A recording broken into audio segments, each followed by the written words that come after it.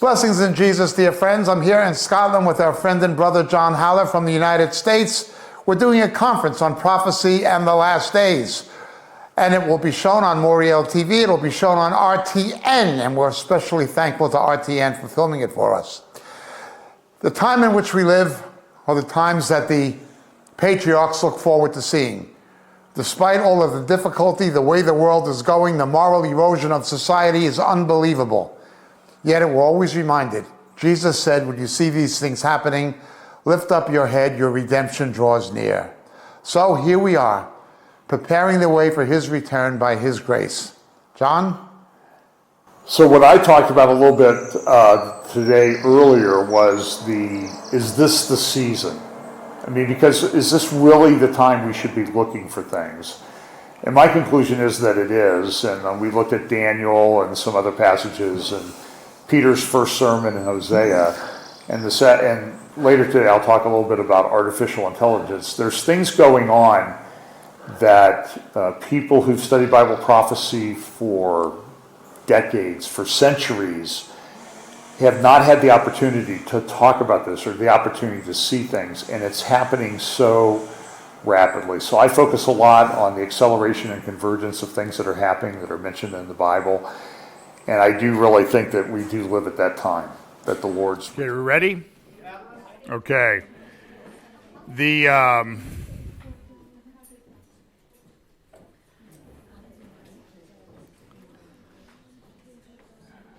I was talking to some people at lunch, and I read a lot of newspapers, magazines, and that type of thing. But I get a lot of my information from Twitter. But one of the things, so I'm going to call this the battle of AI. Now that could have two meanings. You could think I'm going to talk about the first battle of the conquest. And if you wanted to talk about that, I could probably wax eloquent about that for at least 10 minutes. Because I've been to the Tell of Ai. And I have seen, well, I'll just tell you, it's up near Bethel. And there's a place between Bethel and Ai where Jacob had his dream of the ladder. And it's kind of called Bethel, but that's where Jeroboam would have erected one of the golden calves. Jeroboam was like the first seeker-sensitive pastor. He put a golden calf in Dan, and he put a golden calf in Bethel in the south of the northern kingdom, because it would be too inconvenient for people to go too far. And boy, have we seen that sort of seeker-sensitive thing come to fore. I was just reading an article about Hillsong, and I know Jacob and I and others had talked about the problems at Hillsong for decades, and now it's finally coming to the surface, and it's uglier than we can even have imagined. But so I went to Ai, and it's very interesting that when you go to Bethel, Joel Kramer showed us pictures of the late bronze wall that was built in Bethel. Late bronze is the period of the conquest, about 1300 BC. And he said, everybody in the world, every archaeologist in the world agrees this is a late bronze wall. So then they go to Ai, which is 2 miles away. And they dig a trench, and they see the exact same wall. And they say, oh, that can't be a late bronze wall. It's something else. They deny the rocks and stuff that's in their presence. But when they excavated Ai, it says in the Bible that they killed the king, and they heaped stones over him.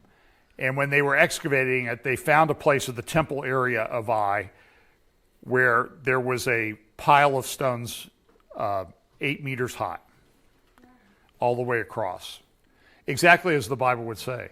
Let me just also tell you, if you ever go to Israel, I hope to go to Israel next year, maybe, and lead a tour, just kind of watch at Fellowship Bible Chapel for information on that.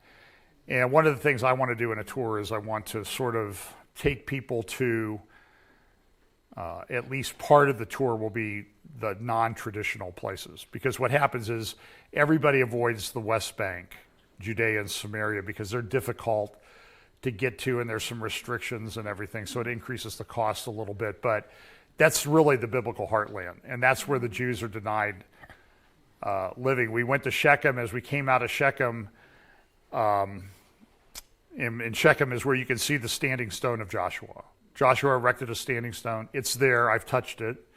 At least the 1/3 of it that's still, they broke it into 3 pieces and carted 2 big pieces away. And then they said, wait a minute, maybe there's something in the Bible about this. So they left the one there.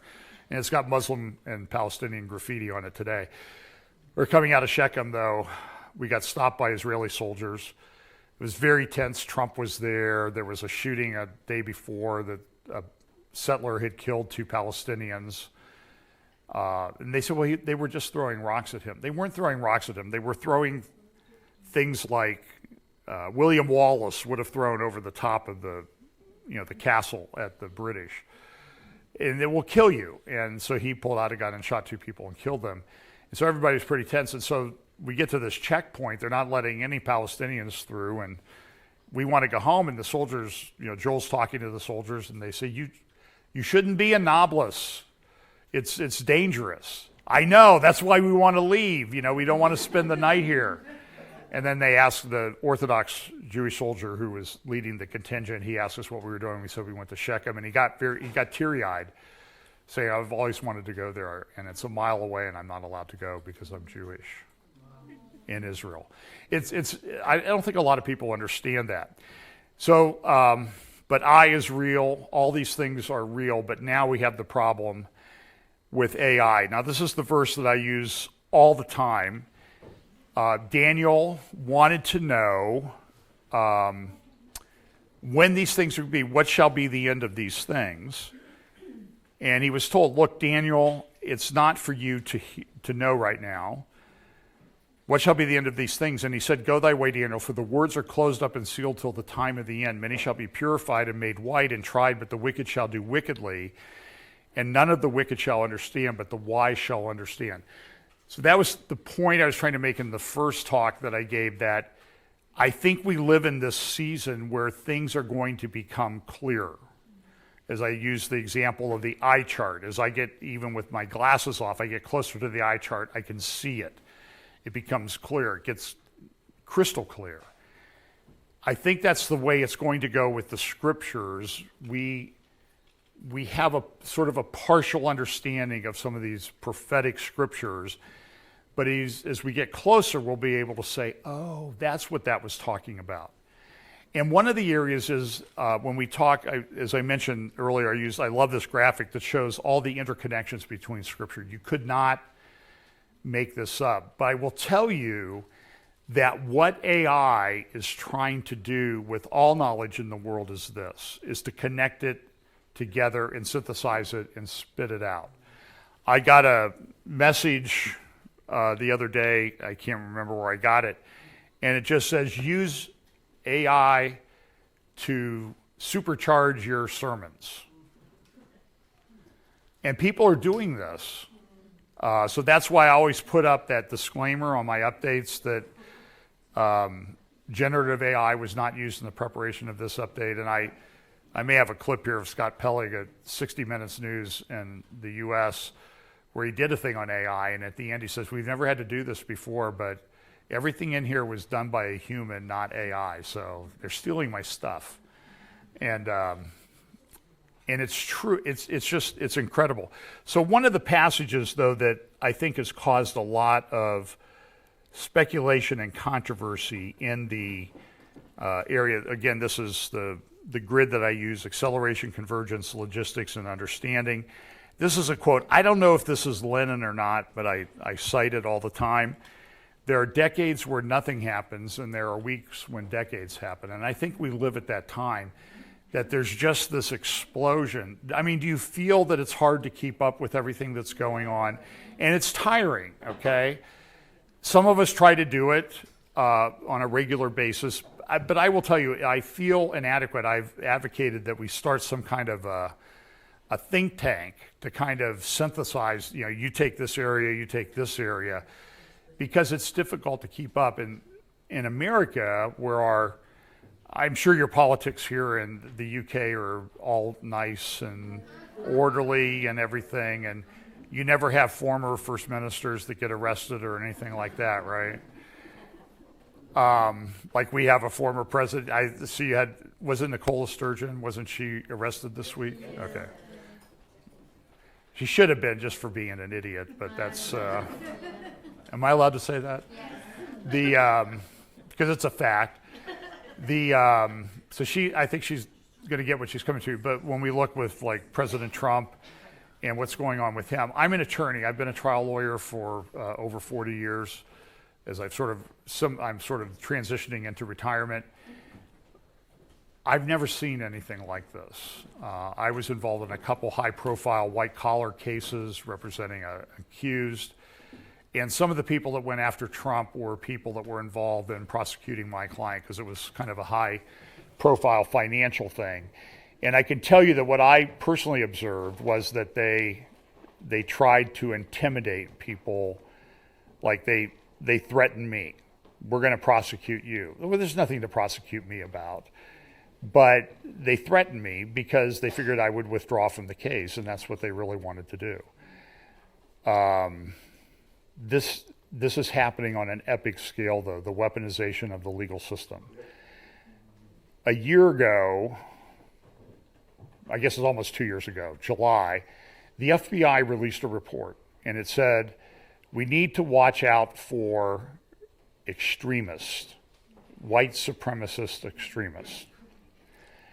Now, I will confess to you I'm white. You may not have noticed that, but in American parlance, and I don't know any supremacists. I don't know any white supremacists. I've never met one. I'm pretty well connected to a lot of people. I'm sure there are some, but it's a propaganda tool that's being used, and it's being used on an epic scale. And when they put out their tweet that they were releasing this report, they used the pictures from a report that they had done a couple years before on Muslim extremism. It was like pictures of a plane flying into a building and that type of thing. And so they're trying to say you're just the same way as these other people. And what you're going to find that, as we talk a little bit about AI today, is that what it's really good at is disinformation. And there is like a disinformation, I think the chart that I saw that I've used, it's called the Global Censorship Industrial Complex, that there are groups of all kinds, government NGOs and that type of thing, that are engaged in disinformation and controlling the narrative that's happening. So you see this in America. You will see, the Republican Congress, my congressman is head of the Judiciary Committee, Jim Jordan, and they will put out these reports that will get documents and everything. And they've hit a nerve because the mainstream media will never refer to them. They'll never discuss them. They'll act like nothing is happening. What are you talking about? And you talk to people that are sort of bamboozled by the mainstream media. They have no clue that this is going on. They don't want to talk about it. They just can't believe that it's true. But whatever we thought America was is gone now. It's not, and I don't know if it can be saved in terms of anything resembling what it was. I just don't think that that's possible. And I'm fairly optimistic. Look, the Lord's coming back, so I'm positive about that. But I'm watching what's happening in the world, and I'm telling people, and it's not a popular message, but you have no idea what's coming. As we'll look at some of the quotes of these people from AI today. Another quote that I use a lot is a quote from a Hemingway novel. Not that I think that Lenin or Hemingway are the equivalent of scripture or anything like that, but Hemingway wrote a book, I think it was in The Sun Also Rises. Two people are talking, two characters in the novel, and one says, hey, how did you go bankrupt? He says, well, two ways, gradually, then suddenly. And this is the way this whole Bible prophecy thing is. All of these things have been building, sometimes for decades and centuries, as people have tried to move things into, Marxism and tearing down social mores and sexual norms and that type of thing. And now it's boiling over. I've always viewed the apostasy bucket as there's always been an apostasy bucket. But in the end times, the bucket gets so full it overflows, and it's like a flood. And I think we're at that stage. I was telling earlier, Jacob, about some of the stuff coming out in just the last few days about Hillsong. It's, and we talked about Hillsong for decades, and it's finally, I think people are getting it. So there's this passage in Revelation 13 that I stood on the sand of the sea, and I saw a beast rising up out of the sea, having 7 heads and 10 horns, and on his horns 10 crowns, and on his heads a blasphemous name. Now the beast which I saw was like a leopard, his feet were like the feet of a bear, and his mouth like the mouth of a lion. The dragon gave him his power, his throne, and great authority. And this is one of these passages where people write to me. The bear is this, the leopard is this, this, and if you don't accept this, you just don't know what you're talking about, because I know the Lord spoke to me or something like that. And unfortunately, he does seems to speak to me about these things, but Revelation 13, and I saw one of his heads that has been mortally wounded, and his deadly wound was healed, and all the world marveled and followed the beast. So they worshiped the dragon who gave authority to the beast, and they worshiped the beast, saying, "Who is like the beast? Who is able to make war with him?" And he was given a mouth speaking great things and blasphemies, and he was given authority to continue for 42 months. Then he opened his mouth in blasphemy against God, to blaspheme his name, his tabernacle, and those who dwell in heaven. It was granted to him to make war with the saints and to overcome them, and authority was given him over every tribe, tongue, and nation. All who dwell on the earth will worship him, whose names have not been written in the book of life of the Lamb slain from the foundation of the world. If anyone has an ear, let him hear. He who leads into captivity shall go into captivity. He who kills with the sword must be killed with the sword. Here's the patience and faith of the saints. Then I saw another beast coming up out of the earth, and he had 2 horns like a lamb and spoke like a dragon. And he exercises all the authority of the first beast in his presence, and causes the earth and those who dwell in it to worship the first beast, whose deadly wound was healed. He performs great signs, so that even he makes fire to come down from heaven on the earth in the sight of men. It's interesting when you read these passages, like what John packs into 3 verses is like a lifetime of study to understand it. And he deceives those who dwell on the earth by those signs to which he was granted to do in the sight of the beast, telling those who dwell on the earth to make an image to the beast, who was wounded by the sword and lived. He was granted power to give breath to the image of the beast, that the image of the beast should both speak and cause as many as would not worship the image of the beast to be killed. He causes all, both small and great, rich and poor, free and slave, to receive a mark on their right hand or on their foreheads, that no one may buy or sell except those who has the mark of the beast or the number of his name. And I forgot, Charles, I forgot to hook up my audio. Here's a recent release of, I want you to look at the language that they use in this little video about AI, artificial intelligence. And by the way, I make this point a lot. It's called artificial intelligence. It's not called real wisdom. Okay, so, garbage in, garbage out type thing. So here we go. This is a little video they put out about this AI, what it is.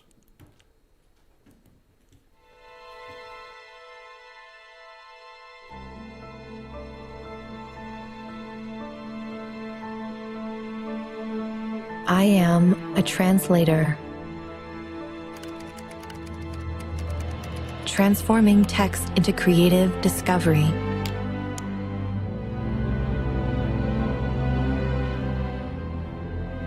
Movement into animation, and direction into action. I am a healer, exploring the building blocks that make us unique, modeling new threats before they happen.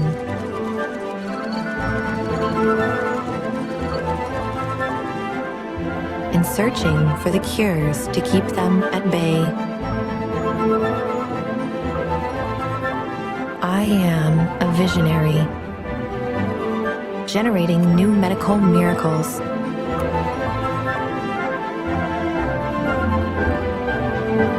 And giving us a new perspective on our sun to keep us safe here on Earth. I am a navigator, discovering a unique moment in a sea of content. We're announcing the next generation. And the perfect setting for any story.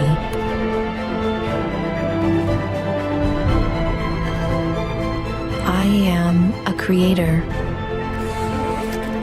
building 3D experiences from snapshots and adding new levels of reality to our virtual selves. I am a helper, bringing brainstorms to life.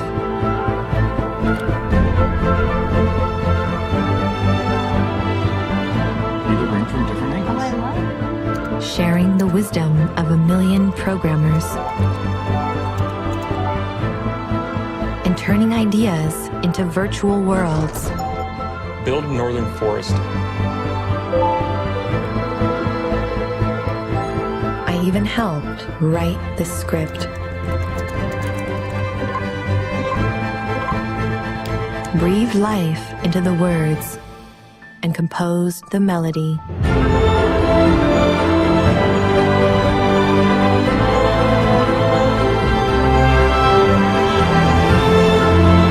I am AI, brought to life by NVIDIA, deep learning, and brilliant minds everywhere.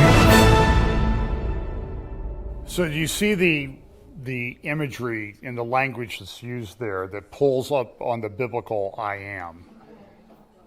Because this, at its core, is really a religion, and there's a messianic quality to it. Now, when I was at the Christian Media Summit that the Israeli government put on in December, Jonathan Medved came and spoke.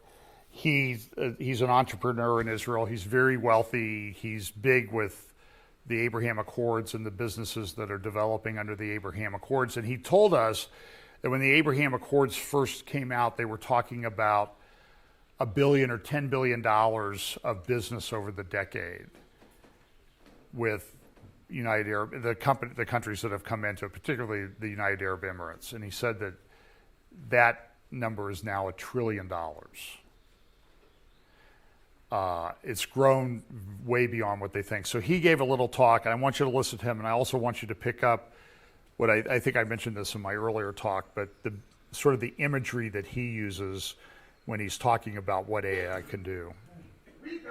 We've got a company who's doing it, okay? But there are endless kinds of applications that we can do for food, for climate. You know what? Cement. Do you know how much of global greenhouse emissions come from cement? Cement, by the way, this is a disturbing factoid, is the most common element in the world other than water. There is more cement in the world than there is sand. Okay, that is disturbing to me. And cement is responsible for about 7 to 8% of all greenhouse gases when you heat that stuff up with the Portland cement process. We can make green cement. It's not that we can't have to stop building. We can continue to build the planet, but we don't need to kill ourselves while we're doing it. This is part of what makes technology so exciting. And to see these companies create this and bring unbelievable numbers of people here to Israel is a little bit biblical. Okay? I mean, I am speaking to a Christian media group, so please forgive me if I get a bit Jewy, okay? But the reality is that we're not just supposed to build a country like any other country. I know that there was part of classical Zionism which had this phrase which said, Kechol HaGoyim, okay? In other words, we're going to be a nation like the other nations. But guess what? That's not our destiny. Our destiny is to get out and be an Or LaGoyim, a light to the nations, okay? A source of hope, a source of essentially helping the world get to better places. Because we believe that history is not just a story. We're living it. We're making it.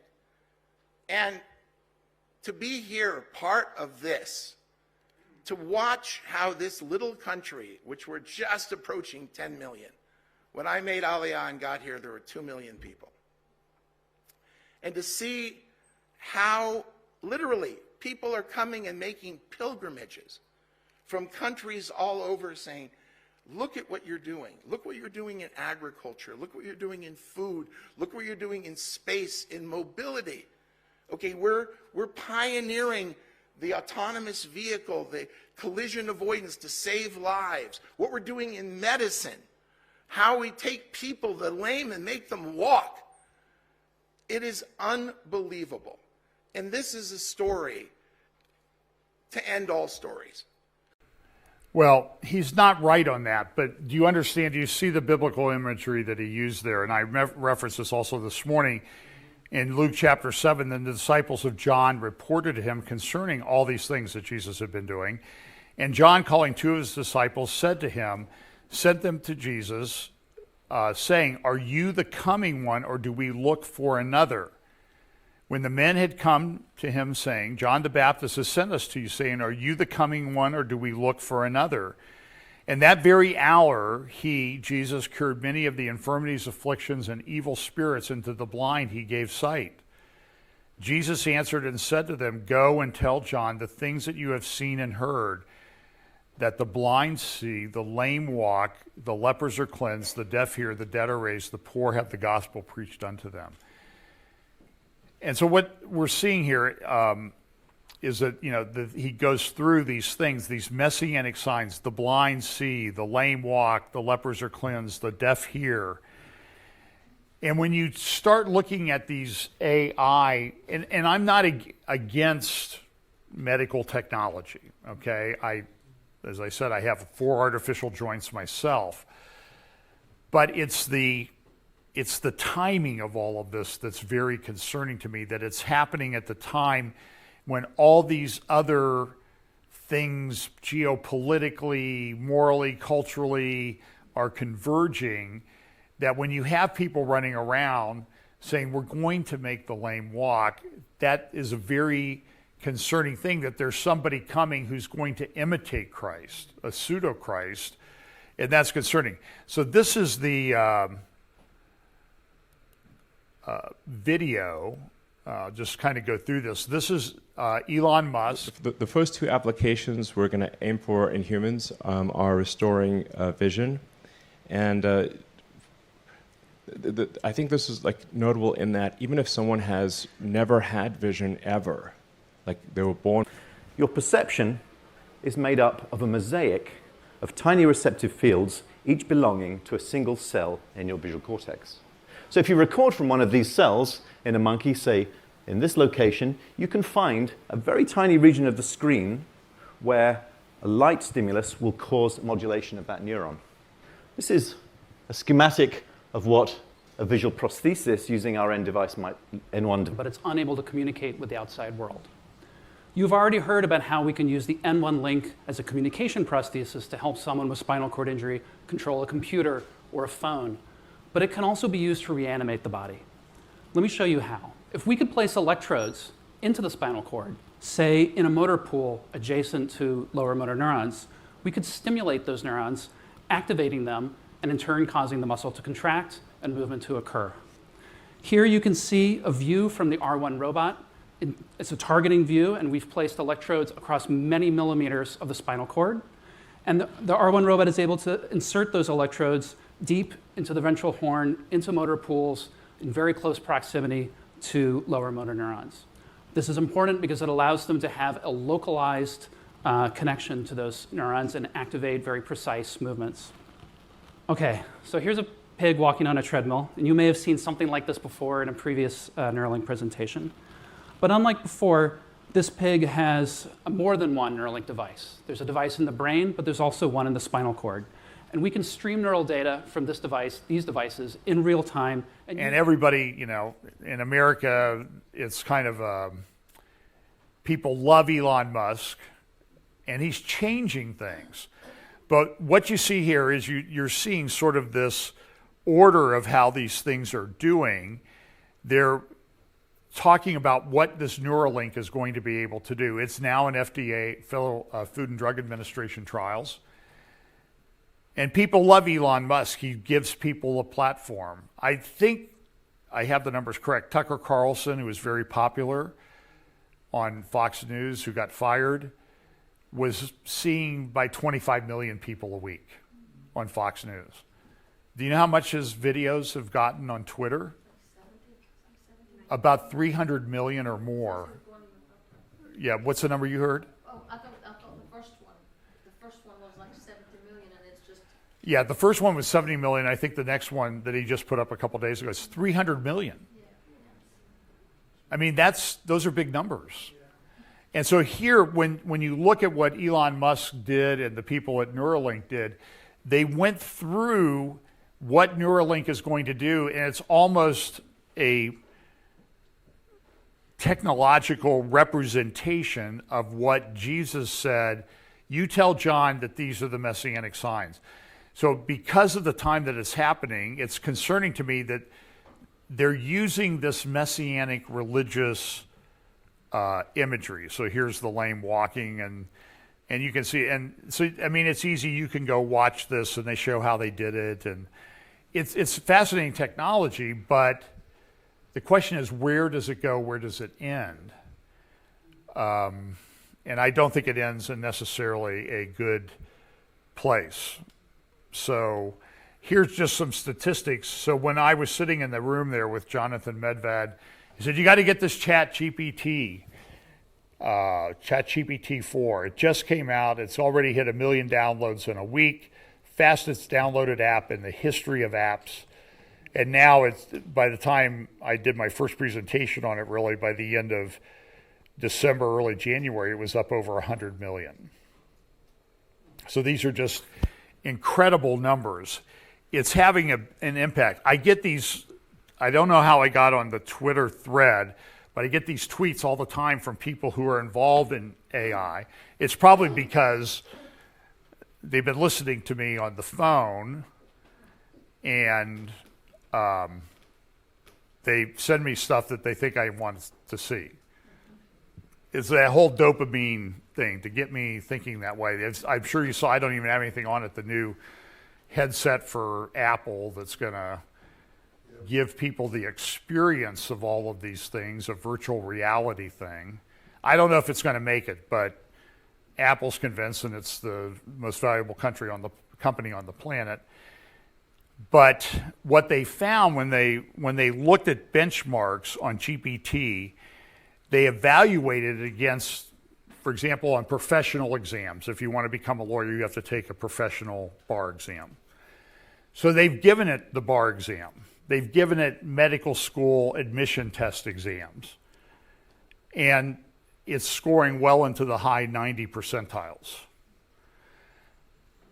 And there's a concern in the legal profession that transactional lawyers are soon going to be replaced by AI, because you'll just tell AI what kind of contract you want, and it will look at it. In fact, there's a company called Spellbook that keeps sending me emails, promo emails, saying, hey, you really want to be on the cutting edge of the legal profession, you need to download and pay for our app called Spellbook, which will draft contracts for you and then go through or analyze a contract that you have and show the shortcomings in that contract, all through AI.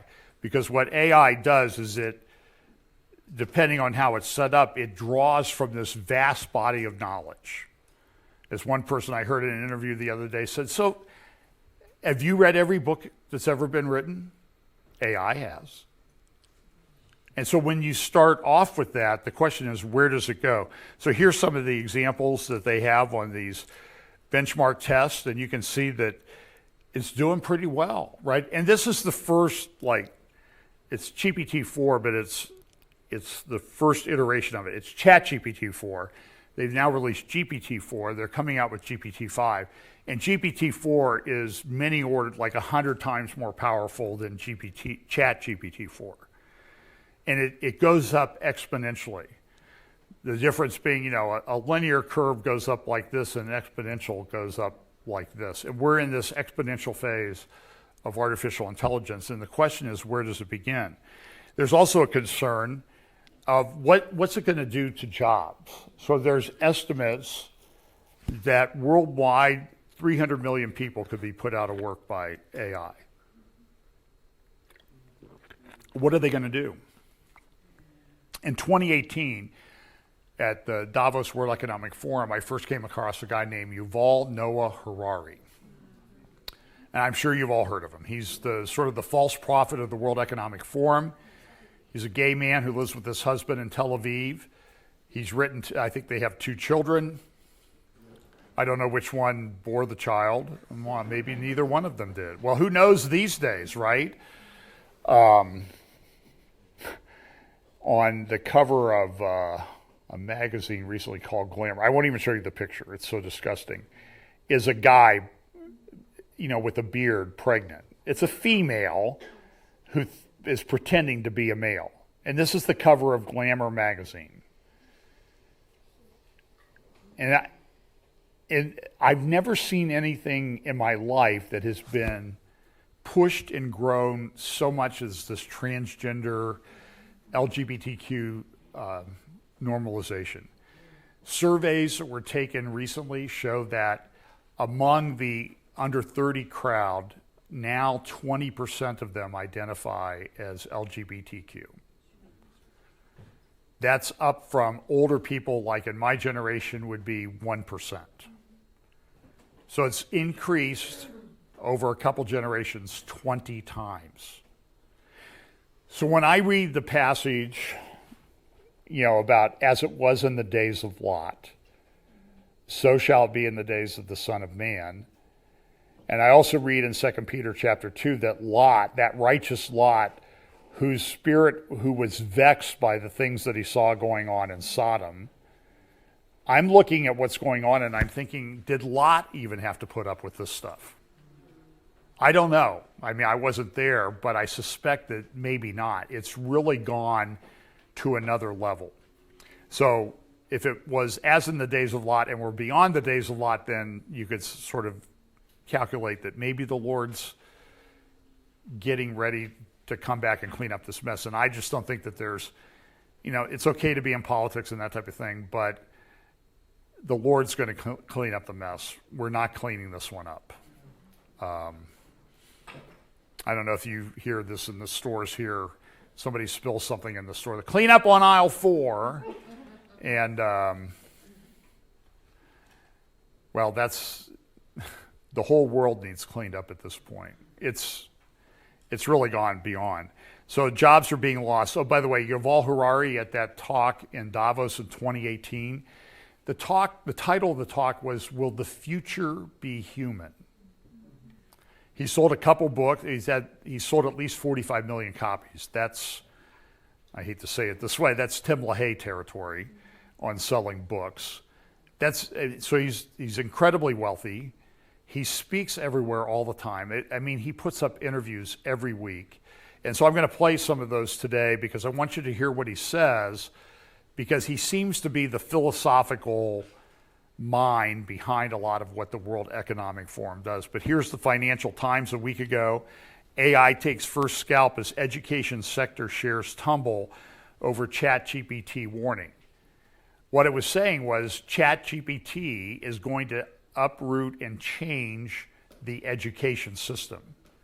People are going to be unemployed. Harari's expertise is medieval history. And you can drive around here and you can see some of the remnants of that medieval history that took place here in this country. But his point was, listen, with the development of artificial intelligence and technology and robotics, in the medieval times, the lowly serf, was kept around by the lord of the manor because he could do something. He could clean the stuff out of the barn. He could harvest crops. He could clean up around the house and that type of thing. But he says now we are on the cusp where vast numbers of human beings will have nothing of value to offer society. And what do we do with them? And the question is, well, some people have, this commitment to depopulating the world. And so why don't we just get rid of the useless eaters? They don't offer anything. They're just taking up space, and they're causing climate change. So even a smart guy, and I think Jonathan Medved, having listened to him talk at the conference, the guy from the media conference in Israel, he's a smart guy, but he's totally bamboozled by this climate change agenda. And I know you see it too. Everybody's bamboozled by climate change. I saw as I stopped and got gas, petrol at different places, I see all the little notes on the thing, like you're being photographed, don't try to drive off. And by the way, in America, we have to pay at the pump before it'll even let us pump the gas, because we're not as trustworthy as you. Because I stopped at the first gas station when I got here in Edinburgh, whatever. Take out as many letters as you want. You know what I'm talking about. And there was nothing to slide my card into at the pump.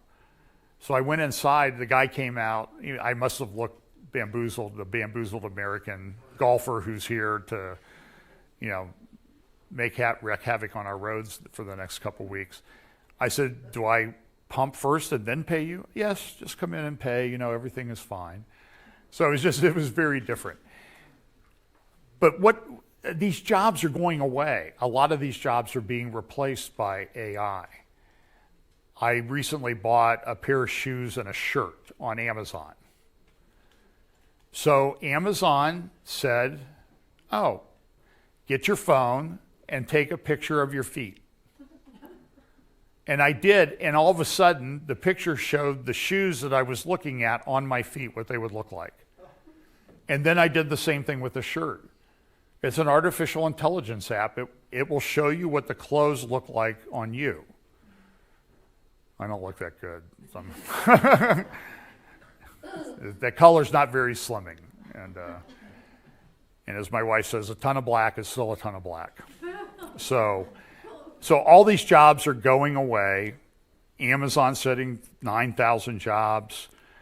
I thought I made up this little one about this is what AI gets a message on, you're fired, right? So this is how it would go. You're fired. Oops. You're fired. So a guy named Sam Altman started with Elon Musk, a company called OpenAI. Elon has left the company because he thought they were too concerned about commercials. So here's Sam Altman being interviewed a few years on Bloomberg Business Television about what he was doing. I want to start with OpenAI because OpenAI was founded in part out of a fear that artificial general intelligence, or sort of superhuman intelligence, shouldn't be in the hands of any one company and was perhaps coming faster than we think. Is it really just right around the corner, or is it farther off than perhaps even you thought it was initially? Well, I think it's a question of timeframes. Like, I view the next few decades for this sort of most important technological milestone in human history, I view that as right around the corner. And so the debate of is it 10 years or 100 years, I don't think that matters too much given the magnitude of what's happening. Like, it's coming soon enough and it's a big enough deal that I think we need to think right now about how we want this deployed, how everyone gets the benefit from it, how we're going to govern it, how we're going to make it safe and sort of good for humanity. Elon Musk, who founded this with you, has been concerned about the sort of apocalyptic possible future of AI. How realistic is that apocalypse? I think it's always hard to say, like, when you have any incredibly powerful new technology, here's exactly how it's going to go. I will say that I am personally optimistic we are going to get to the good future, but I think that's going to require incredibly hard work from very talented people that needs to start now. So how big a risk is it that that work doesn't happen, or that AI gets off track, or that AI supersedes human intelligence and then has a mind of its own? People talk about sort of self-driving trucks and the impact that's going to have on jobs, and that's true, but what they don't talk about is all of the white-collar work that AI is going to do. My belief is that all repetitive human work that doesn't require the deep emotional connection between two people, that will all be done in the next couple of decades, better, cheaper, faster by AI. And that is somehow left out of the conversation. It's always about factory robots and self-driving cars. What's overhyped? The killer robots thing gets overdone. No robots are gonna eat all our jobs or kill us, or Some robots will eat some jobs, and some robots will kill humans. You've already seen that with self-driving cars. But when you look at the trend as a whole, I think it's going to be incredibly positive for humanity. but you do believe that AI can supersede human intelligence. I believe it absolutely will. There's a big debate about timeframes, but I believe that, I think it takes like unique human arrogance to believe that AI cannot supersede humans. But what about that scares you? So many things, right? Like this is like, what does it mean to build something that is more capable than ourselves? Like, what does that say about our humanity? What's that world going to look like? What's our place in that world? How is that going to be equitably shared? How do we make sure that it's not like a handful of people in San Francisco making the decisions and reaping all the benefits? Like, I think we have an opportunity that comes along only every couple of centuries to redo the socioeconomic contract, and how we include everybody in that, make everybody a winner, and how we don't destroy ourselves in the process is a huge question. So you all feel better about AI now, right? By the way, you mentioned San Francisco. He's based in San Francisco, OpenAI. And have you been reading about what's going on in San Francisco on the real estate market? Now, I did a lot of commercial real estate legal work. And one of the things that the banks have been very clever about doing to protect the value of properties is they just like pretend like there's no problem out there.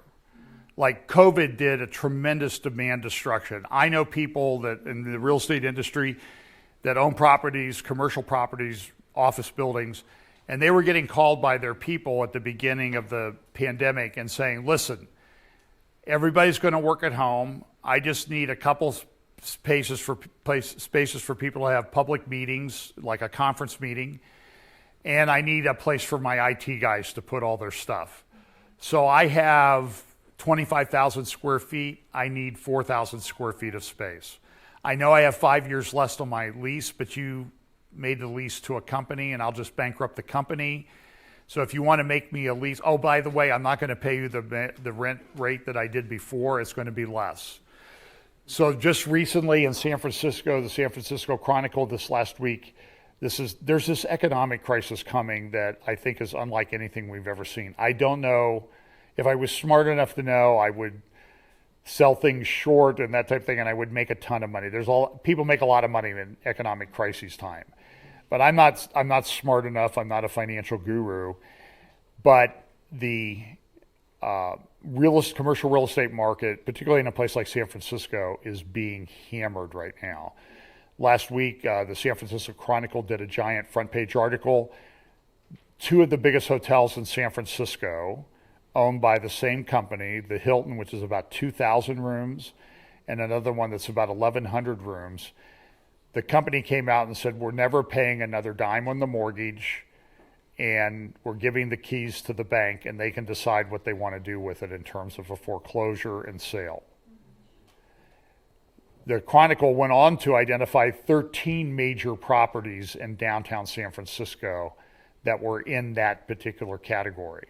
One of the ones they did not mention hit the front page of the San Francisco Chronicle yesterday. There's a San Francisco Center, San Francisco Place, beautiful shopping mall with a spiral escalator, which is, I always had trouble figuring out where I was getting on or off of that thing, and it was beautiful. They had a Nordstrom, a couple big department stores quit a couple months ago, left the center, and Westfield Properties, which owns big shopping malls across the United States, very great shopping malls, said, we're done. We're turning the keys over to the bank. They can appoint a receiver and do with the property what they want. We're walking away. And this is hundreds of millions of dollars. I went to a seminar in San Francisco 4 years ago. It's the last time I will ever go to that city. Pam and I love San Francisco. We spent time there. Although we were driving to our hotel one night and we drove past a building and we drove a block and a half, and turns out that the building we just drove by blew up like a quarter of a city block. So we just missed a little bit of an incident there. But we love San Francisco. Great restaurants, things to do, scenery, one of the most beautiful cities on the world. When I was booking a hotel, I booked a hotel down near the convention center, and then I started reading the reviews. And the reviews said there was so much human feces on the street outside the hotel that we were afraid to walk in our hotel room in our bare feet because of the carpet. And I did some searching, and I found they have a map of human feces where it's mostly where you find the most of it in San Francisco on the streets, along with drug needles, discarded drug needles. The city is over. And so when Westfield left their big mall down there, they said, well, changing market conditions, and they have crime like crazy, and everybody knows what's going on. And then Walgreens, they shut a bunch of stores, and they said, well, they first announced they were shutting it because of crime. Then they came back and said apparently somebody got to them and made them say, well, it wasn't really the crime, it was just more changing market conditions. So everybody's lying to us. So when GPT and ChatGPT were coming out, Microsoft invested about $10 billion in this company. They did an AI. So at the World Economic Forum in Davos earlier this year, here's the CEO of Microsoft. Good afternoon, ladies and gentlemen. It's for me a particularly great pleasure to continue what we did already in the past, to have a dialogue with Satya Nadella, who I don't have to introduce him, who probably is the most regarded and respected leader in industry and chairman and CEO of Microsoft. So should you have a question or a comment, please stand up and mention your name. But let me start with a discussion with you, Satya. And it seems when we look at the fourth industrial revolution that now in technological development, when you look at the S-curve, we are really at the point where we have the exponential development. We see, just look at the announcements over the last weeks, artificial intelligence, quantum computing, and I could go on and on. Where are we on the S-curve? And interestingly enough, I sort of think about it as there's one S-curve where we are at the tip, where it's now about deployment, diffusion, mainstream. In fact, the other side is something like artificial intelligence. If you look at it, it's at the beginning of a new S-curve. And that's the fun part of being in the tech industry, where there are certain technologies that are reaching maturity that need to get deployed and show real results. And then we now have essentially an emergence of a completely new set of technology, which I think is going to be a revolutionary. You say it will be a revolution. I think we all feel it will be a revolution, but there is a certain fear, particularly about artificial intelligence. People feel it dehumanizes us and so on. Now, what steps do we need actually to make sure that those technologies, particularly artificial intelligence, remain society-oriented and human-centered? Yeah, I mean, I think it's a great point, and I think a very important consideration, and quite frankly, a design consideration. In fact, one of the things we think a lot about is how to deploy this technology to empower human beings to do more. To your point about the Industrial Revolution, Klaus, I would say, we're still waiting for the Industrial Revolution to reach some large parts of the world 250 years after. Well, he goes on. So, as I said, Microsoft invested about $10 or $15 billion. They had a company go out and do sort of an evaluation for due diligence, and they came back. And essentially the finding was that the best thing that artificial intelligence, what it really excelled at, was disinformation. So what you're going to see, particularly you should follow the American elections over the next 17 months. I shudder to think what is, we're being oppressed in America with it's going to be awful. And you're going to see fake videos. You're going to see fake videos of Trump and Republicans, and any fake videos of Biden and other people, or real videos of Biden, will be suppressed. You're just not going to see them. So I'm not particularly optimistic. I mean, I don't have my hopes in politics. So here's another interview. Actually, I don't remember who this is, but here's somebody talking about AI on a radio podcast. It was stunning. It was mind-blowing. After the biology questions, I had them type in, what do you say to a father with a sick child? And it gave this very careful, excellent answer that, was perhaps better than any of us in the room might have given. And so it's like, wow, what is it? What is the scope of this thing? Because this is way better because the fees are just too high. It's too complicated. So I won't torture you with any more of Bill Gates, but so now he's acting like the big compassionate guy after the damage that he's done and his foundation has done. And these guys, they're all connected. I was talking to somebody at lunch about, there's a rich guy in the suburb of Columbus named Les Wexner. If you think of his companies, The Limited, Bath & Body Works, Victoria's Secret, those were the companies that he started. So a lot of people in Columbus made a lot of money off of those companies. But Les's best friend for many years was a guy named Jeffrey Epstein. And what Les did was, he's a multi-billionaire, and he got married at 58, got 4 kids now, he's in his 80s. He built a home back in the late 80s when he was a bachelor, 67,000 square feet. I don't know what that would translate to in square meters. Very big. And he was a bachelor. He owns big homes, and Jeffrey Epstein used to live next door to him for a while.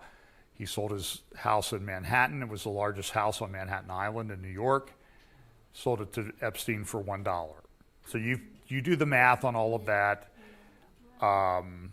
He also has funded a global leader forum at Harvard University, which is tied into Klaus Schwab and the World Economic Forum, and brings in political leaders from all over the world to be trained in the World Economic Forum principles. In fact, Klaus Schwab was at the Harvard Business School last year with a person who was in the Clinton administration, who's now running the place.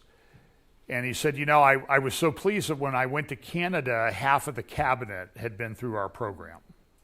And Canada is toast. So here's another interview, a recent interview with Sam Altman by ABC News in the US. So you are the CEO of OpenAI, 37 years old.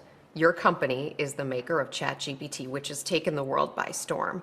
Why do you think it's captured people's imagination? I think people really have fun with it, and they see the possibility, and they see the ways this can help them, this can inspire them, this can help people create, help people learn, help people do all of these different tasks.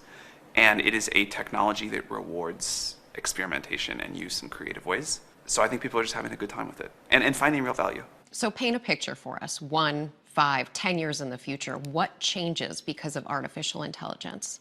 So part of the exciting thing here is we get continually surprised by the creative power of all of society. It's going to be the collective power and creativity and will of humanity that figures out what to do with these things. I think that word surprise, though, it's both exhilarating as well as terrifying to people. Sure. Because on the one hand, there's all of this potential for good. On the other hand, there's a huge number of unknowns that could turn out very badly for society. What do you think about that? We've got to be cautious here. And also, I think it doesn't work to do all this in a lab. You've got to get these products out into the world and make contact with reality, make our mistakes while the stakes are low. But all of that said, I think people should be happy that we're a little bit scared of this. I think people should be You're happy. A little bit scared. A little bit, yeah, You of course. personally. I think if I said I were not, you should either not trust me or be very unhappy I'm in this job. So what is the worst possible outcome. There's like a set of very bad outcomes. One thing I'm particularly worried about is that these models could be used for large-scale disinformation. I am worried that these systems, now that they're getting better at writing computer code, could be used for offensive cyber attacks. And we're trying to talk about this. I think society needs time to adapt. And how confident are you that what you've built won't lead to those outcomes? Well, we'll adapt it. Also, I think the You'll adapt it as negative things occur? For sure, for sure. So I saw an interview yesterday with a geeky guy, long hair, and I would play the clip, but there were too many F words in the clip. But essentially he said, listen, when the bad stuff happens, it's over. You've totally lost control of it. You don't have control of it if bad stuff happens. And you see him, he's like, yeah, I'm scared about it, and we'll adapt. People will die, but we'll adapt. It happens. We have industrial accidents all the time, so what's the big deal? But now this is what Sam Altman is into. He's into this company called Worldcoin. And what it is, it's a cryptocurrency. But to get access to the cryptocurrency, if you participate in this, you tick this orb and you have it scan your retina or your iris. So you're identified now. You're in the database and you'll get some free cryptocurrency. Any volunteers? We'll have one set up here in the lobby afterwards. It may look like a candy dish, but it's really, AI that's sort of sneaking up on you. And so he's run this company out. And this is an Altman company.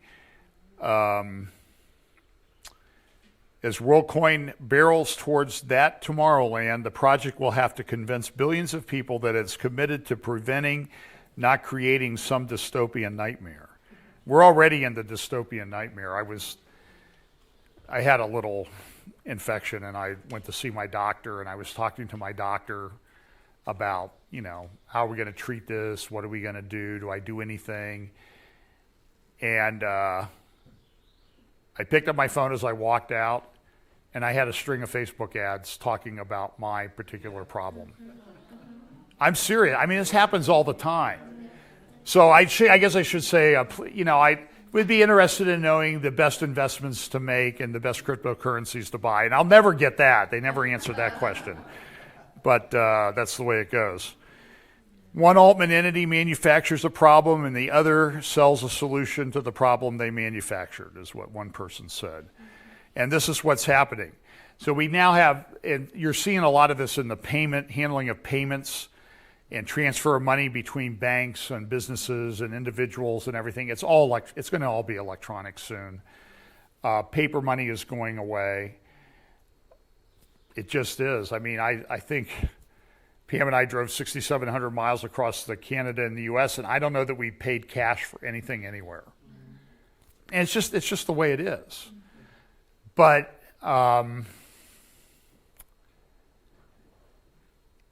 and this happened quickly, and the payment system is one of the things. So we have a thing in the U.S. coming out, rolled out, called FedNow. There's a thing, this is sort of a picture of it, money and payments, the U.S. dollar in the age of digital transformation, and how these things are being rolled out. Then they also talk about the government building a vast surveillance and speech suppression web around every American. They're going to determine what you're going to be able to hear and listen to by controlling what you get on the internet. Oh, that guy's a little too conservative. We're going to start sending him, I don't know, Hillary Clinton cat videos or something like that. So, and there's another thing. The Bank of International Settlements is involved in this. I'll play you a clip of that guy shortly. Look at this. CDC, the Center for Disease Control in America, bought phone data to monitor lockdown compliance. Pretty soon, I'm telling you, the next one is going to be a lot worse than the one we just went through. You're going to be really restricted. Remember the Well, there was a group of countries that had a big conference in Indonesia, and the Indonesian health minister said, well, the next time that it happens, we'll just want to, you know, if you comply and you get your health passport, you can move around. The implication being, if you don't have it, you're stuck. You're stuck in your home. It's very concerning. And so when you layer that on top of end times and the Antichrist and control and global governance and that type of thing, it's very, very concerning. And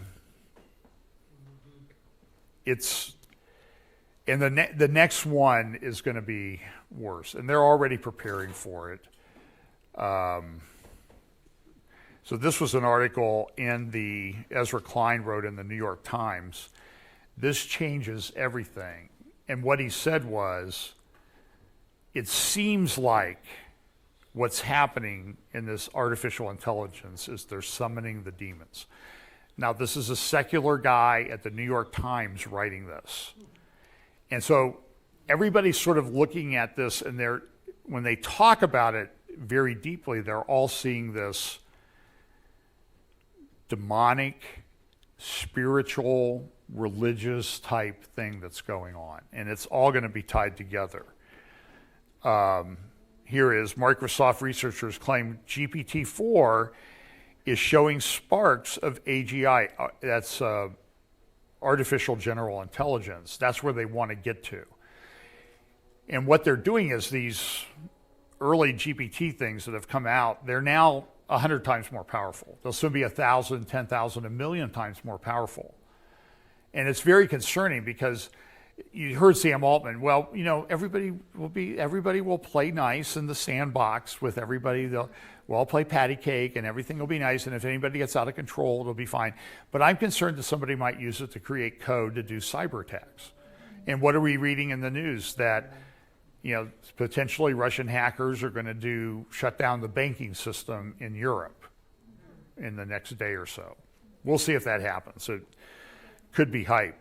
But there's a religious quality to this. So Yuval Noah Harari. So if you could spend your life researching him, maybe I should go to ChatGPT and say, would you please prepare a paper showing that Yuval Noah Harari is the false prophet of the end times? Then it would save me a lot of time. And I've resisted doing that. I've not used it. I did download my new Photoshop beta thing, and I had a picture of I don't know if you ever saw the thing I did that the canary's not doing too well.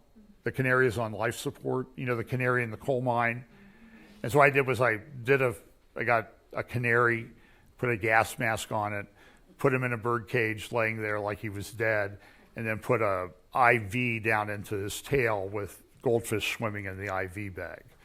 So I thought it was my most creative title slide ever. I should pull it out here, but I worked a long time on that thing. That's why I reuse it. And but there's a religious aspect to this. So Yuval Harari, 2015. So what's that? 8 years ago, went to Google headquarters in Silicon Valley, and this is what he said at the beginning of his talk. It's a pleasure to be here also in Silicon Valley, which for me is a kind of special place as a historian. As a historian, I focus mainly on the history of ideas, ideology, mythology, religion. And I think that the most interesting place in the world today, in religious terms, is Silicon Valley. Not the Middle East, not Syria or Afghanistan or Israel or Jerusalem, but Silicon Valley. This is where the new religions that will take over the world are being formulated. Okay, so that's out of his own mouth. The new religions that will control the world are being formulated here in the 21st century. This is what they say when they talk to each other. Listen, none of this is hidden.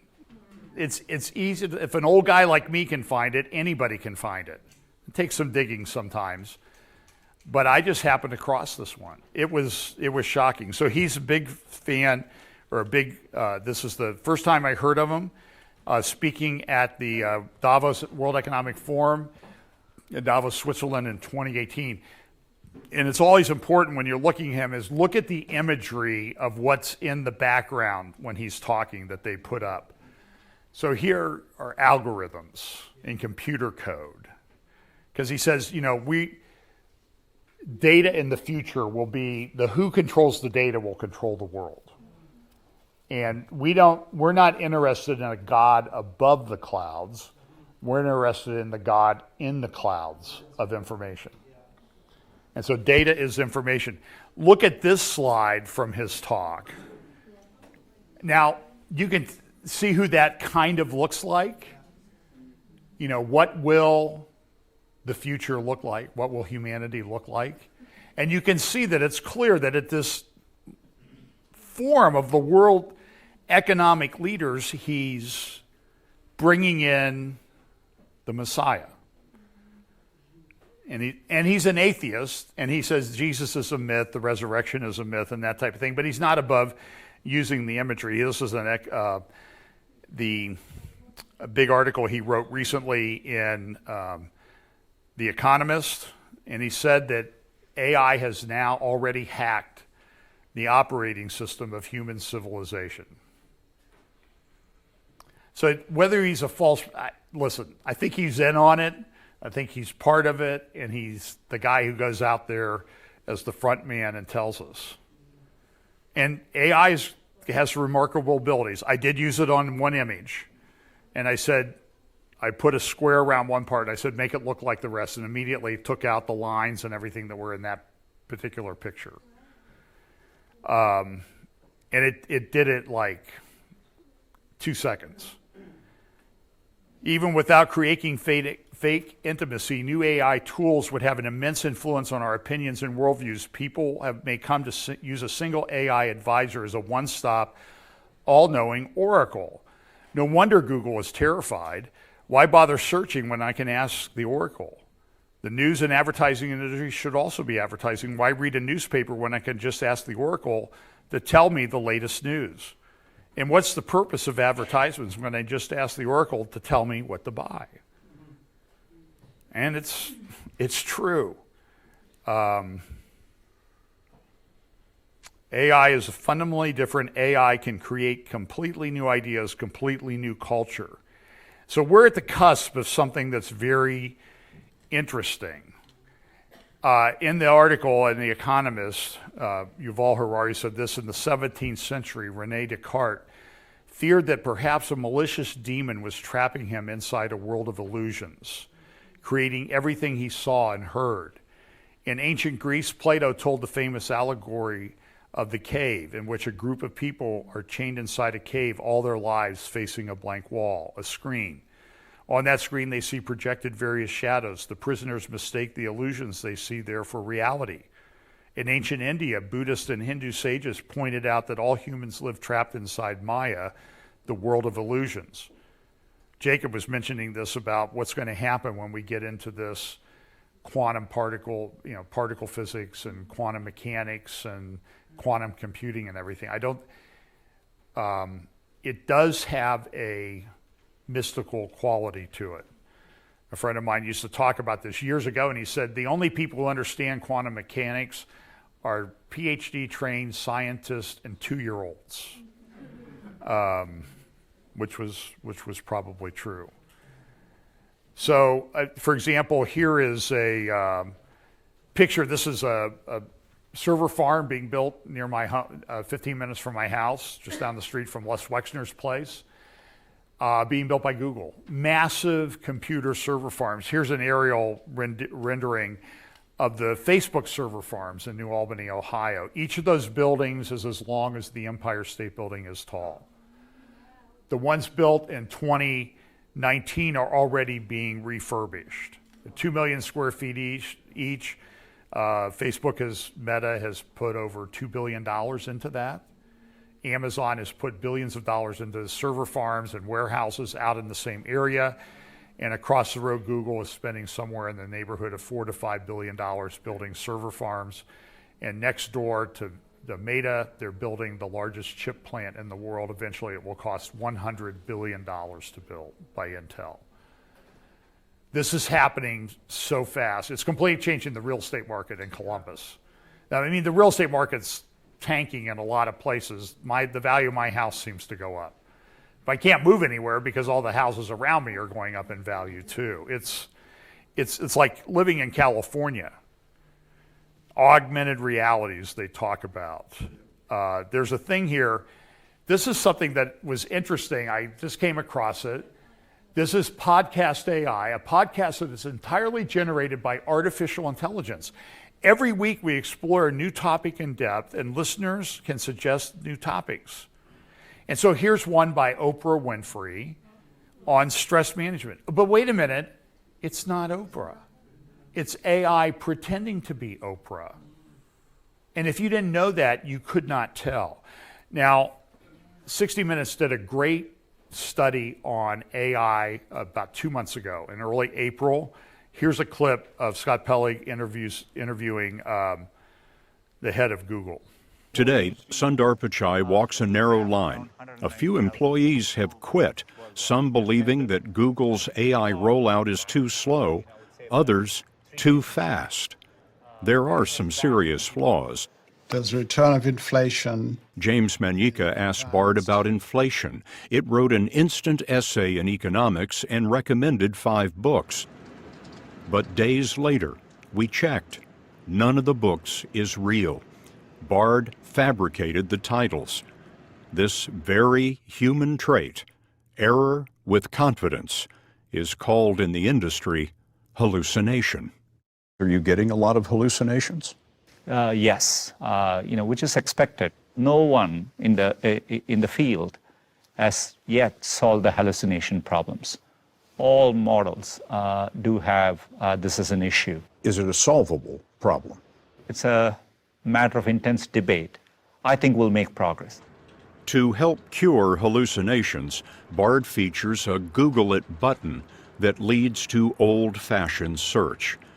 Google has also built safety filters into Bard to screen for things like hate speech and bias. How great a risk is the spread of disinformation? AI will challenge that in a deeper way. The scale of this problem is going to be much bigger. Bigger problems, he says, with fake news and fake images. It will be possible with AI to create, a video easily where it could be Scott saying something or me saying something and we never said that, and it could look accurate. But, at a societal scale, it can cause a lot of harm. Is Bard safe for society? The way we have launched it today, as an experiment in a limited way, I think so. But we all have to be responsible in each step along the way. Pichai told us he's being responsible by holding back for more testing advanced versions of Bard that he says can reason, plan, and connect to internet search. Of the AI issues we talked about, the most mysterious is called emergent properties. Some AI systems are teaching themselves skills that they weren't expected to have. How this happens is not well understood. For example, one Google AI program adapted on its own after it was prompted in the language of Bangladesh, which it was not trained to know. And that's what happened. Now, here's what they did. I believe this is about proteins and what they've used to use AIs, because in developing treatments for different things, the three-dimensional structure of proteins and DNA and other things, genes and all of that, it's important to know the three-dimensional properties. I read an article a couple of years ago where CRISPR technology that was to do gene therapy, change your DNA, change your genes. What they were finding is, well, it's changing your genes, but it's changing a bunch of other stuff that we didn't tell it to change. And that's causing problems. But Sam Altman will just go, well, these things happen and we have to work around it. But you kill people in the meantime. But we just went through a pandemic where a lot of this stuff was used. So here's I can't remember this guy's name on. So this is very. Hasaba showed us a game-playing program that learns. It's called Alpha Zero, and it dreamed up a winning chess strategy no human had ever seen. But this is just a machine. How does it achieve creativity? It plays against itself tens of millions of times, so it can explore parts of chess that maybe human chess players and programmers who program chess computers haven't thought about before. It never gets tired, it never gets hungry, it just plays chess all the time. Yes, it's kind of an amazing thing to see, because actually you set off Alpha Zero in the morning and it starts off playing randomly. By lunchtime, you know, it's able to beat me and beat most chess players, and then by the evening, it's stronger than the world champion. Demis Hassabis sold DeepMind to Google in 2014. One reason was to get his hands on this. Google has the enormous computing power that AI needs. This computing center is in Pryor, Oklahoma, but Google has 23 of these, putting it near the top in computing power in the world. This is one of two advances that make AI ascendant now. First, the sum of all human knowledge is online, and second, brute force computing that very loosely approximates the neural networks and talents of the brain. Things like memory, imagination, planning, reinforcement learning. These are all things that are known about how the brain does it, and we wanted to replicate some of that in our AI systems. You predict one of those. Those are some of the elements that led to DeepMind's greatest achievement so far, solving an impossible problem in biology. Proteins are building blocks of life, but only a tiny fraction were understood because 3D mapping of just one could take years. DeepMind created an AI program for the protein problem and set it loose. Well, it took us about 4 or 5 years to figure out how to build the system. It was probably our most complex project we've ever undertaken. But once we did that, it can solve a protein structure in a matter of seconds. And actually, over the last year, we did all the 200 million proteins that are known to science. How long would it have taken using traditional methods? Well, the rule of thumb I was always told by my biologist friends is that it takes a whole PhD, 5 years, to do one protein structure experimentally. So if you think 200 million times 5, that's 1 billion years of PhD time it would have taken. DeepMind made its protein database public, a gift to humanity, Hassabis called it. But what they're going to do that to DNA and genes. And once they get the system figured out, it'll do this in seconds. What people just a few years ago were talking about taking a couple hundred years of really highly trained PhDs to do, it's doing it in what a PhD would take 5 years to do, it does in seconds. And this is happening on so many scales and so many things, it's hard to say about. So here's Elon Musk. I think Tucker Carlson did a little interview with him, just a short clip. AI is more dangerous than, say, mismanaged aircraft design or production maintenance or bad car production, in the sense that it has the potential, however small one may regard that probability, but it is non-trivial. It has the potential of civilizational destruction. Oh, okay. Eliezer Yudkowsky, they came out with a paper and said, we need to pause this. Yuval Harari even signed it. We need to shut this down. Yudkowsky came out and said, this is summoning demons, and if people don't stop, we need to take air forces in and bomb their facilities and destroy them. But you heard Sam Altman, he said, well, we're releasing it out to the public in general to let them use and play around with. Yeah. And not everybody in the world is a good actor. Here's Jeffrey Hinton, who was called the godfather of AI, left Google recently and said this. It's one of those things where there's no way that people weren't going to explore it. The issue is now that we've discovered it works better than we expected a few years ago, what do we do to mitigate the long-term risks of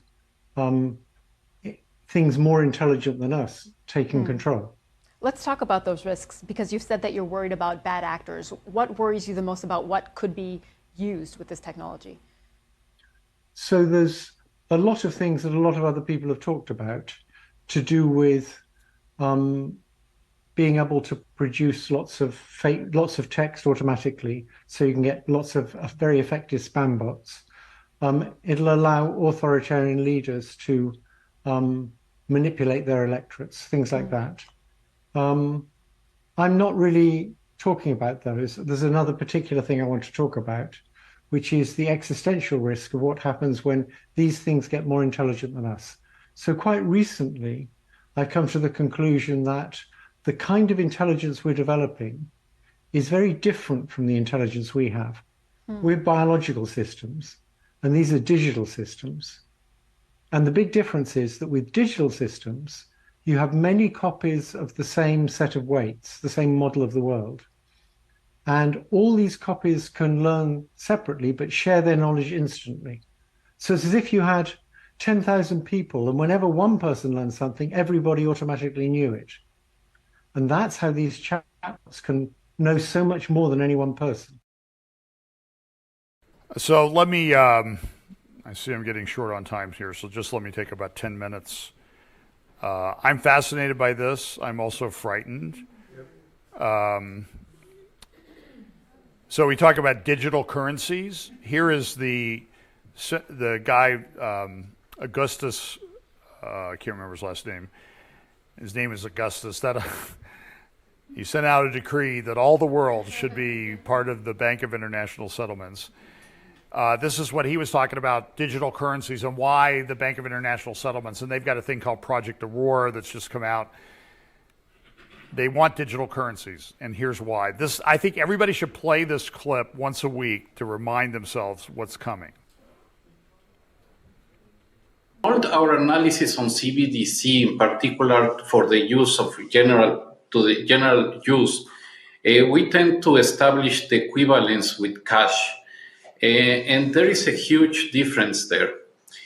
For example, in cash, we don't know, for example, who's using a $100 bill today. We don't know who is using a 1,000 peso bill today. A key difference with the CBDC is that central bank will have absolute control on the rules and regulations that will determine the use of that expression of central bank liability. And also, we will have the technology to enforce that. Those two issues are extremely important, and that makes a huge difference with respect to what cash is. So, do you hear what he said? We want to control everything you spend and why, and understand it. And you see these things with ESG scores, environmental social governance scores. People are getting them on their brokerage accounts. Well, you're invested in too much, energy companies, so your carbon footprint of your investments is too high. You need to dial that back. It's already happening with Merrill Lynch and some other big brokerage houses. Your bank accounts, you're going to be shut off. They're going to cut off ministries unless we can set up a parallel banking system. That's what has to be done. And they'll just cut off a ministry. Oh, you talked about the pandemic in this way. I'm sure, Jacob, this has happened to you. I'll get a notice. I got a notice a couple weeks ago. So I try to be very careful about what I say that's on YouTube, because I know that people are listening. And if you say the wrong thing, so I don't refer to it as the name of the disease, I call it Charlie Vector 019er. Okay, so that seems to go by so far. But I got a notice from YouTube recently, and it said, Fellowship Bible Chapel, you said something on a video back in 2020 or 2019 that didn't comply with our community standards. So we put up a video now, and there's people who are impaired, and they like the captions. And we always have captions on ours now. Why? Because Google does it automatically. You don't even have to ask for it. I mean, we used to pay court reporters a lot of money to do closed captioning of videos. And now Google does it. I mean, I put up a video, and within 4 or 5 hours, the captioning is done. So I've got a bunch more videos. There's this guy in video. In 5 years, we improved the computer graphics by 1,000 times. In 5 years, using artificial intelligence and accelerated computing. Moore's law is probably currently running at about 2 times. 1,000 times in 5 years. 1,000 times in 5 years is 1,000,000 times in 10. We're doing the same thing in artificial intelligence. Now, the question is, what can you do when your computer is 1,000,000 times faster? I have a lot to tell you, very little time, so let's get going. Ray tracing. He goes on to show videos being created on the spot. He has another one where he says something and he says it's translated into like 3 languages, Chinese, Korean, and something else. Him speaking it. Like it's him. You can't tell that it's not him. It's that it's artificially, and it's all done on the fly. He showed another video. He handed a lady a chip. I need to go back and review this. It's about the size of an iPad. It's a chip, video chip that they're developing. He said this chip has 200 billion transistors in it. 200 billion in your hand? What can you do with that? I had an uncle who worked on the first team to develop a transistor at General Electric. He was an electrical engineer. Very smart guy. I don't think he knew what was being unleashed many years later. But it might make sense if you understood that it was the time.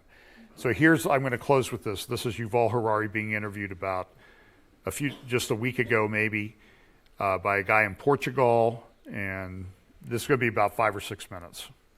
Which is technology, the advance of technology. You know, when I was growing up, and we're more or less the same age, I'm 48, I still remember that Pong game where you had basically 2 white rectangles going back and forth with the ball bouncing off the screen. And it's crazy where we are now. You know, I have a 2.5-year-old daughter, and this new frontier of artificial intelligence is incredibly dangerous, I think, because I'm really wondering what her generation is going to be like, how they're going to learn, how they're going to do anything for themselves. Tell us about AI, in your words, the opportunities and the challenges that you see. So we need to know 3 things about AI. First of all, AI is still just a tiny baby. We haven't seen anything yet. Real AI deployed into the world, not in some laboratory or in science fiction, is about like 10 years old. And you know, you look at the wonderful scenery outside of all these plants and trees, and you think about biological evolution. The evolution of life on Earth took something like 4 billion years. 4 billion years to reach these plants and to reach us, human beings. Now, AI is now at the stage like of, I don't know, amoebas. It's like 4 billion years ago, and the first living organisms are crawling out of the organic soup. And so ChatGPT and all these wonders, they are the amoebas of the AI world. What would T-Rex look like? And how long would it take for the AI amoebas to evolve into the T-Rexes? And it won't take billions of years. Maybe it takes just a few decades or a few years, because the evolution of AI is at a completely different time scale than the evolution of organic beings, because AI itself works on a different time scale. AI is always on. And computers in general are always on. Humans and other organisms, they live, they exist, they develop by cycles. We need to rest sometime. AI never needs to rest. Now, the other 2 things we need to know about AI is that first, it's the first technology ever that can make decisions by itself. I hear a lot of people saying, oh, all these worries about AI, every time there is a new technology, people worry about it, and afterward it's okay. Like when people invented writing and printing presses and airplanes, they were so worried, and in the end it was okay, AI will be the same. It's not the same. No previous technology in history could make decisions. You know, even an atom bomb actually empowered humans, because an atom bomb can destroy a city, it cannot decide which city to bomb.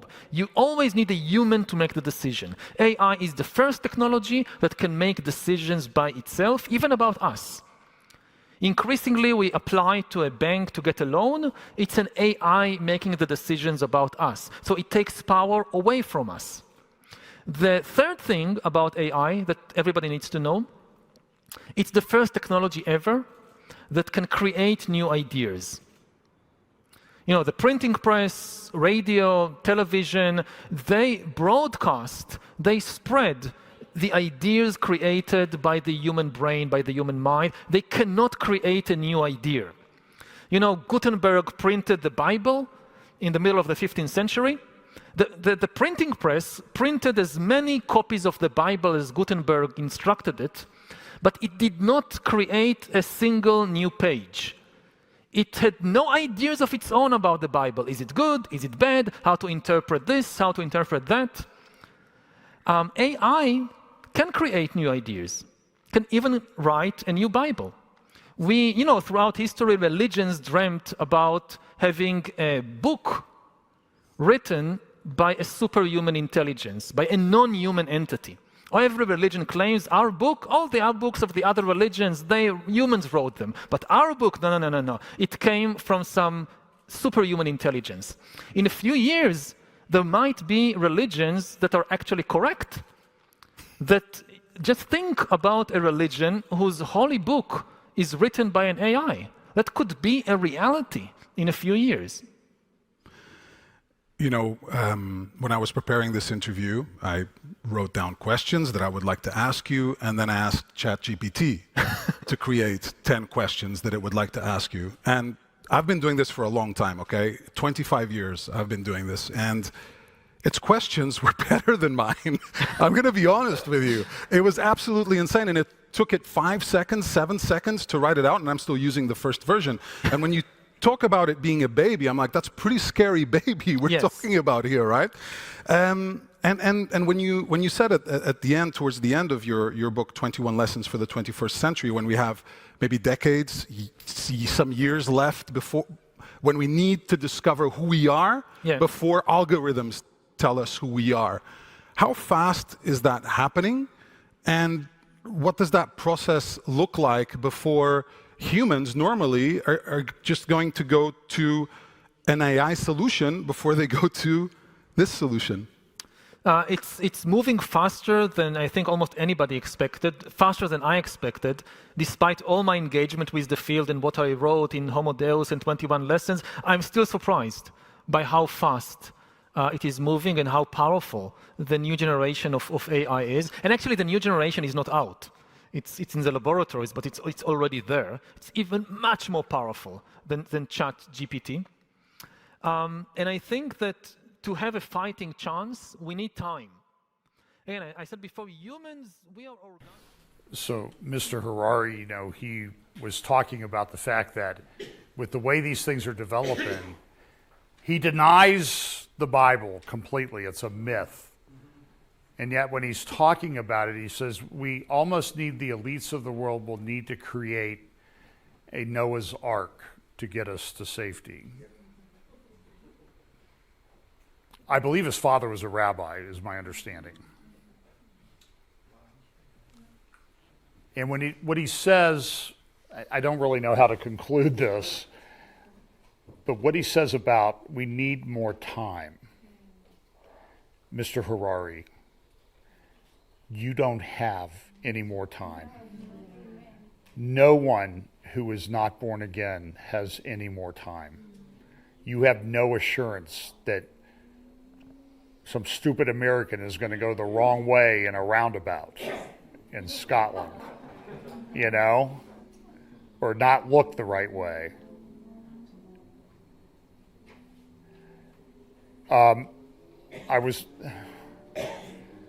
I've been pretty much detached from media since I've been here, but the TV was on in the hotel I was staying in the breakfast area, and I saw that they were interviewing Glenda Jackson, the actress, the great British actress, and a stupid lefty politically, but, and I thought, oh, I immediately thought, well, oh, I haven't thought about her for a while. I wonder if she's still alive. Well, the reason why she was on TV was because she's now dead. She's out of time. And that's going to happen to everyone in the world. And so we have the message of hope. I also saw, it was either the same day or the day before, this van and knife attack down in Nottingham. Now it's coming out that they said the guy was a Christian. Now it's coming out that he's probably not. But do you think that information is going to get out there and the truth is going to be told on this? He lives near an Islamic center. So do the math. So listen, I would just encourage you that there's the passage I cite often in Romans that you should stand firm in the faith and act like men. Always be ready to give a defense. You never know. Pray for those opportunities. Don't pass them by. And listen, in light of everything going on, can you deal with people thinking you're an idiot for a few days, relatively speaking? The Lord has our back. The Lord will protect us. Really, I see all this stuff and I'm concerned about it, but I live kind of a pretty normal life. You know, it's annoying though. You know, I went to a restaurant and I wanted the double crunch chicken wings and they were out of them. That's pretty bad. I mean, that's about the worst thing I've had to deal with since I've been here. Love the country, love you. So appreciate you guys coming. And just stand firm. Okay? Thank you.